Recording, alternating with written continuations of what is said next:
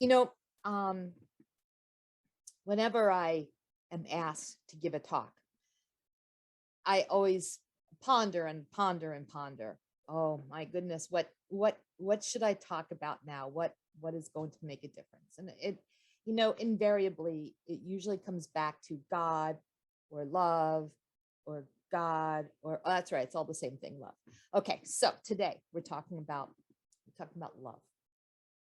And when I woke up this morning, well, actually, in the early hours of the morning, I didn't sleep much last night. But that song, I don't know if you guys remember, you know, um, that song of "What the World Needs Now Is Love, Sweet Love." Remember that? I mean, from eons ago. But I was thinking about that because, sort of going along with what Gloria shared earlier today, that's what we really are in need of more than anything else right now. And, as I was thinking, the words radical love came to mind today. And for anybody who knows me, even a little bit, love is a challenge. Radical love, oi, that's a miracle. I mean, coming from me.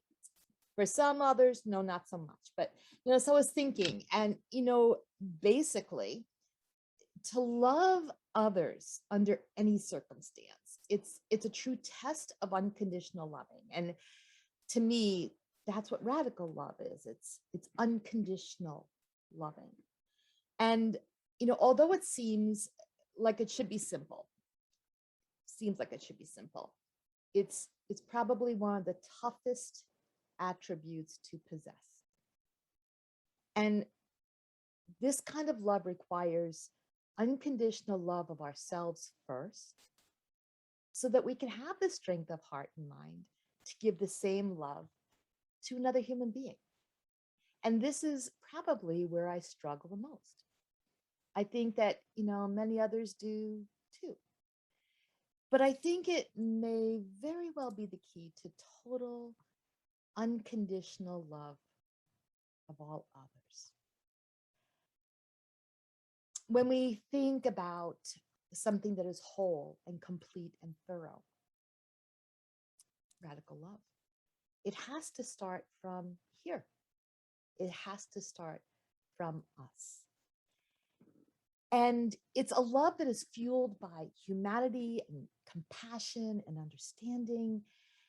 And it's the kind of love that can be felt for all of humankind, for everything on earth, alive or not, seeing everyone and everything as interconnected and vibrant. And when we think about it, radical love can be traced to virtually all religious traditions, from the Judeo-Christian tradition to Islam to Eastern religious practices like Buddhism. Radical love is espoused by each and every religion. And it's considered the ultimate expression of wholeness and understanding. And it utterly is the thread that unites religious traditions that seem to be at odds with each other. And so when I do think about it, and I think about the self-love that is required as well, that goes with it, it seems that more and more of us want love, and we want to be able to love, but we are ill prepared to give or even receive it. And so today, I want to borrow heavily from Britt Reams and some of the work that she's written around this topic. And she says, we as people, we're ready to be better, to do better, and to practice a love that leaves no one out. We are coming to understand that that is how our world is going to survive. Climate change, yes. Love, definitely. Our greatest solutions will not come from fear and anger, but from love, from empathy, and from creative energy. and from knowing that we are all worthy. And this, my friends, is radical love. It's rooted in the knowledge that we are all made from, I love what she said here, we're all made from the same star matter, that we are, all of us, connected to the same source, starting from the same clay, worthy of the same unconditional worthiness.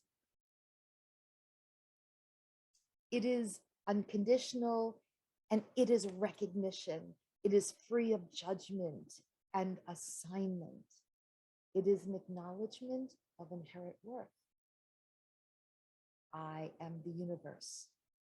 I am the Word made flesh. And my friends, so are you. So are all of us. But the question remains, can I practice radical love? And so when I ask that question myself, immediately I see the faces of all of those for whom I harbor dislike or worse. And I've come to understand that, it's not difficult to see that some of these people whose faces I see before me, they are really broken. And underneath their facade, they're desperate for love. And basically, they are cut off from source. I don't know. I know that I go through stages of wanting to hate some people. But when I step back, catch a breath, and I step back, and I say, Seal, this does not align with your belief that everyone is God. And Britt points out, she says, the book of knowing says, regardless of what they think or believe, that's challenging. But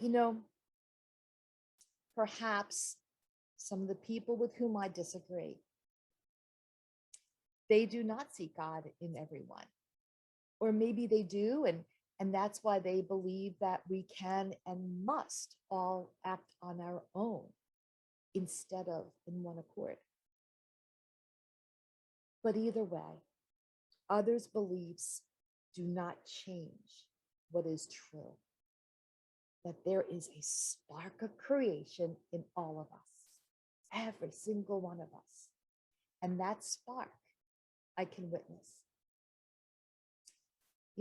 Oddly, it's been easier for me to forgive those whose crimes have been more personal, those who have hurt me in some of the most violent ways. And perhaps because I've had to look at their humanity very up close. And in some cases, inches away from my own face. And I think, I bet that's how the Dalai Lama and the youngsters manage to love, or to treat others with love, with everybody that they encounter, because they are witnessing that loving spark. And so I think, fan this spark into a flame. There's a Hamilton lyric for everything, I think. And this one is, I know who I am.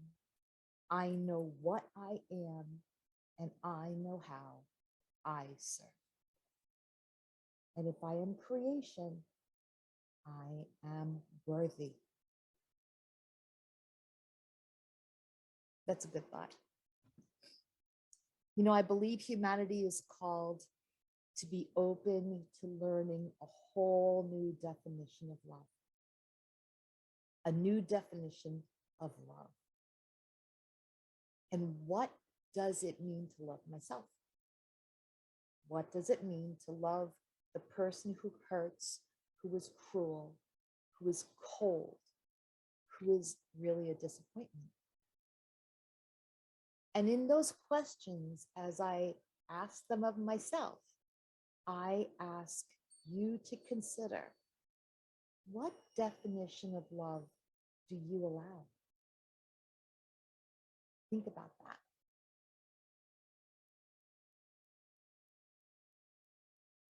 How would we all change if we were all spoken to with a knowing that we ourselves hold the spark? How can that change how we speak to, or how we perceive, or how we interact with others?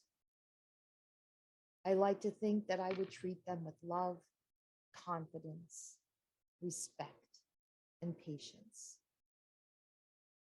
But I guess we'll all figure that out if we ask ourselves the question. We will find our answer. One thing, though, I thought of is that, sadness is also allowed when we are extending love. Because sometimes we know and we can see that the spark that we are looking for in others is bound up in fear.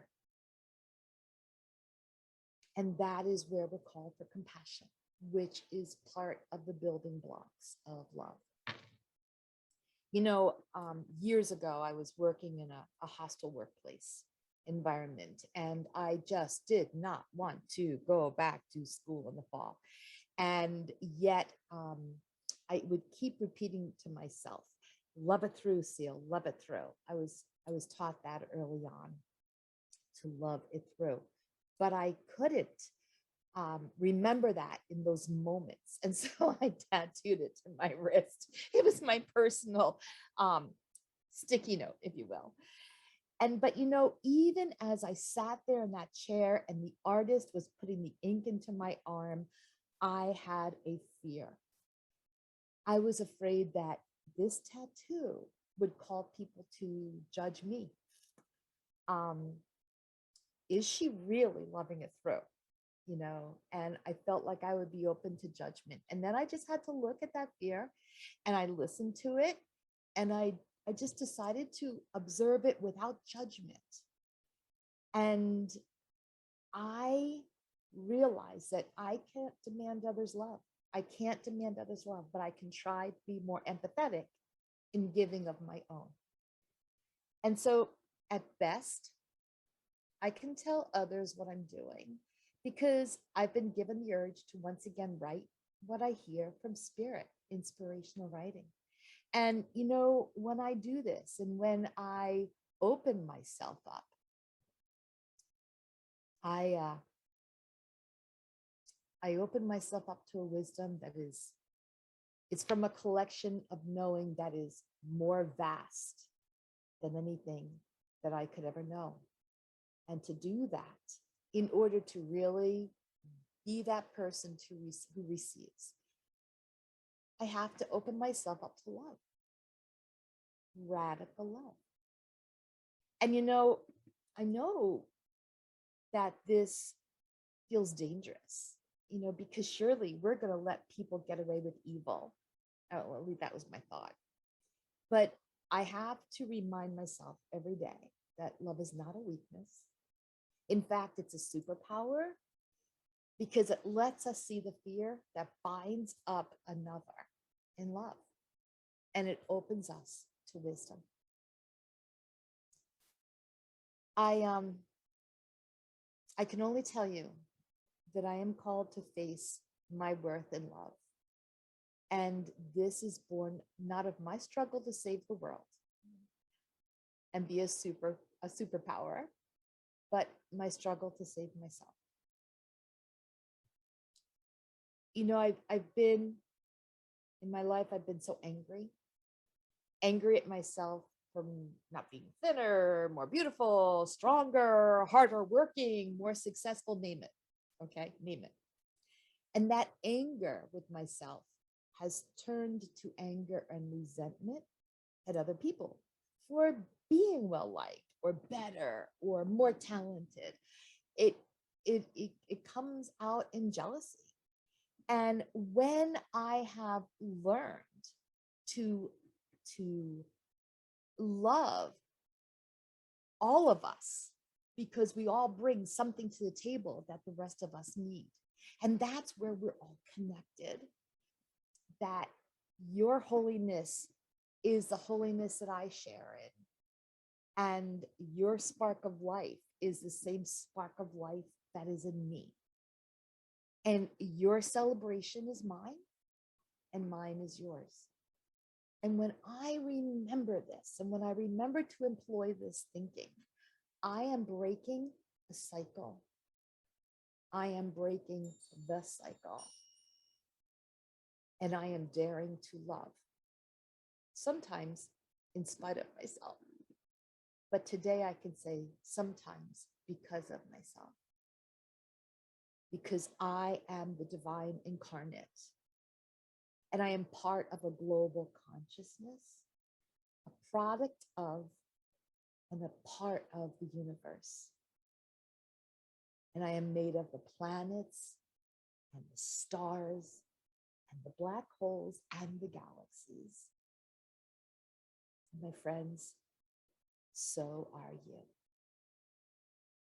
So I leave that with you today because I love you. Thank you.